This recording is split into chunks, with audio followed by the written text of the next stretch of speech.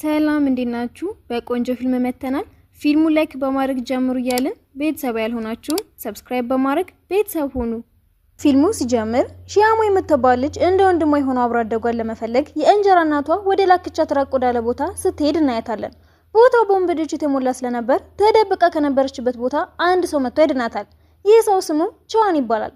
ሺያሞም ይህ በችግር የተሞላ ሰው በነጋታው ባሏ ሊሆን እንደሚችል አልገመተችም ነበር። ቹዋን ዳሞ በበኩሉ የወንድሙን ሞት ለማጣራት ነበር የመጣው። በአጋጣሚ ዳሞ ሞቱም ከሺያሞ አባት ጋር የተያያዘ ነበር። ሺያሞ ስትነቃም ሊገላት ስለመሰላት እንጨት አንስታ ልትመታው ከኋላው ቀስ ብላ ስትጠጋው ይይዛታል። ልትወድቅ ስትልም ያድናታል። በዛም ቅስፈት እንደ ወንድሟ የሆነው አብሮ አደጓ ፋንግ ይደርሳል። እሷ እንዲጠብቃት ቹዋንን እንደ ቦዲጋርድ ቀጥሮላት ነበር። ጠዋት ከሺያሞ ጋር አብሮ የሚሰራው ሰው መጥቶ ሺያሞ የት እንዳለችና ለምን የወንድሙን ገዳይ ቤተሰብ እንዲሄዱ እንደፈቀደ በግርም ይጠይቀዋል። እሱም ለወንድሙ የገባውትን ቃል ብቻ ነው የጠበቁት፣ ወደፊትም እንደሚፈጠር እንደማይታወቅ ይነግረዋል። በተመሳሳይ ሰዓትም ፋንግ ለሺያሞ ሙሉ የጉዞ ወረቀቷን ይሰጣትና መኪና ውስጥ የረሳው ተቃለ ብሎ አሳቦ ጥሏት ይሄዳል። ይህንንም ያደረገው አብሮ ስላደጉና እሷን ስለሚወዳት ነበር። ወዲያውም ቹዋን ይመጣል።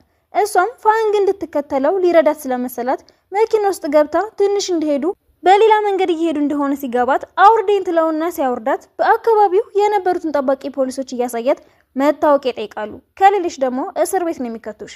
ተመልሰው ወደ መኪናው መግባት ብትፈልግም አግቶኛል ብለሽ ትከሽኛለሽ ብሎ በድጋሚ ይከለክላታል። አማራጭ ስታጣም እርጉዝ እንደሆነች እያወራች ማልቀስ ትጀምራለች።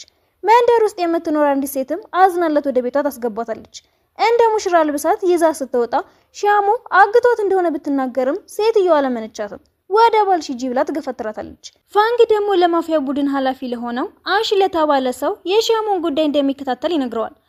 አሺንም እርሱ በማይኖርበት ጊዜ አካባቢው እንዲቆጣጠር ኃላፊነቱን ለፋንግ ይሰጠዋል።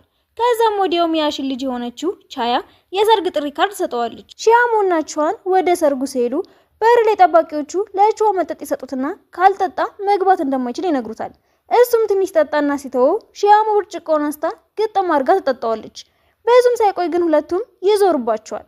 ወደ ውስጥ ሲገቡ ደግሞ ሰርጉ የእነሱ ሆኖ ያርፈዋል። ቻያ የምትባለዋም ትክክለኛውን ሰው እያጋቡ እንዳልሆነ ብትናገርም ማንም አልሰማትም ነበር። ማታ እሱም እንደተፈጠረ ቻያ የተባለችው ልጅ ጠይቃት እሷ እንዲያገባ ብላ የእንቅልፍ መድኃኒት መጠጡ ላይ እንደጨመረችበት እንረዳለን። እሱም በቁጥጥር ስር እንድትሆን ከምፈልጋት ልጅ ጋር ስላጋባሽኝ ደስ ብሎኛል። ቻያ ግን ተናዳ መቼም ቢሆን ሺያሞ ማፍቀር እንደማይችልና እንደማትፈቅድለት ትነግሯለች። ቹዋን ሺያሞ ላይ ውሃ ደፍቶባት ይቀሰቅሳትና ፋንግን ለመፈለግ ይሄዳሉ።